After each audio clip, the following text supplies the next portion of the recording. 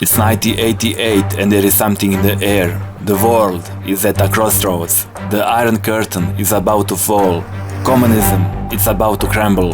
Countries will fall. Presidents will be killed. Wars will start.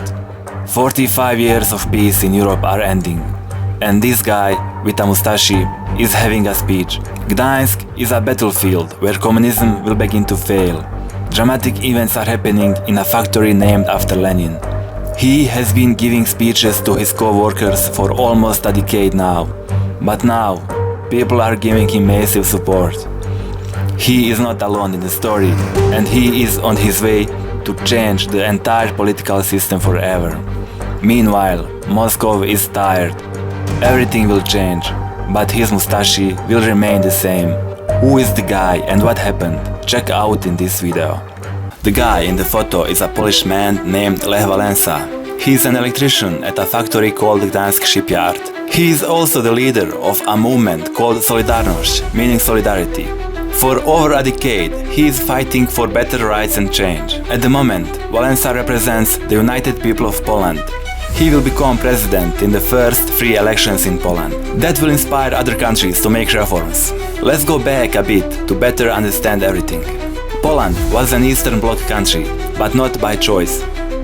During the Second War, they were divided by Germany and Russia. They fought bravely, but the enemy was much bigger. After the Second War, they ended up under Soviet influence. Stalin established new borders for Poland and signed a constitution in Russian language. The Poles weren't happy with that.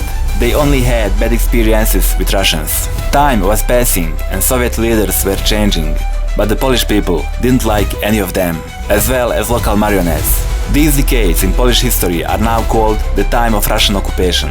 Inner frustration was growing. After Stalin's death, the first protest erupted in Poznan in '56. 100,000 workers demanded bread. Instead of bread, the government sent tanks. 400 tanks and 10,000 soldiers stopped them. Almost 100 people were killed. The next major protest occurred in '70 in northern Poland, where Gdańsk is located.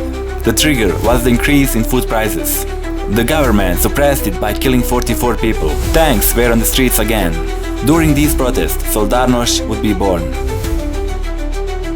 Another major demonstrations would happen in '76. At this point, demonstrations became routine. They are starting and ending in a very similar way.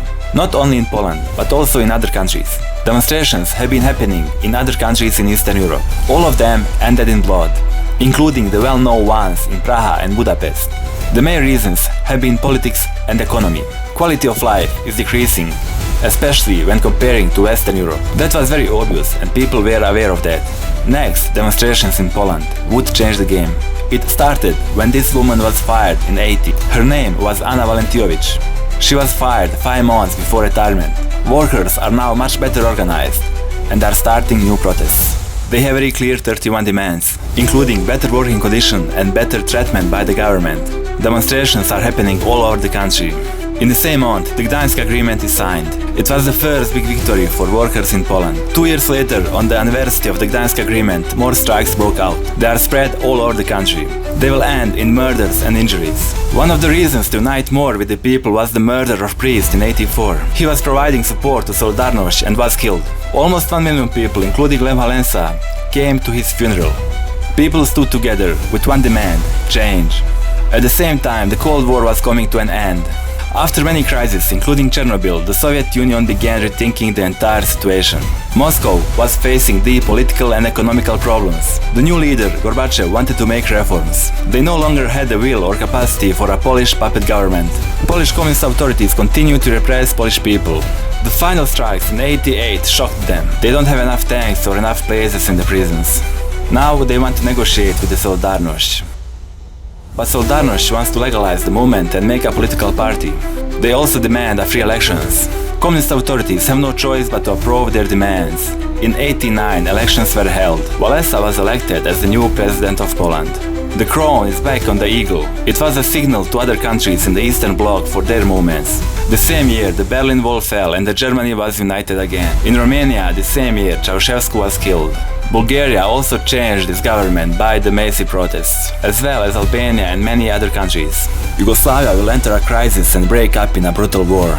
Czechoslovakia is entering a political crisis and will divide soon. Soviet countries, one by one, are escaping Russian hug. Armenia, Azerbaijan, Belarus, Estonia, Georgia, Kazakhstan, Kyrgyzstan, Latvia, Lithuania, Moldova, Tajikistan, Turkmenistan, Ukraine and Uzbekistan are now independent. In many of them, conflicts or wars will erupt, and in some of them, tensions and conflicts continue to this day. Wałęsa in Poland started the butterfly effect. He inspired countries, showing that change is possible and people have real power. Wałęsa couldn't do it by himself, but he set the events in motion. There is even a theory that he was American or Russian spy, or even double spy. But probably he was just the right guy at the right time, with a lot of courage. He won the Nobel Peace Prize. Also, Gorbachev won the Nobel Peace Prize. For Russian politicians, he is the biggest traitor in the recent history. The paradox is that the factory where communism began to fall was named after Lenin. And the Warsaw Pact was founded in the capital of Poland. What do you think about all of this? Let me know in the comments.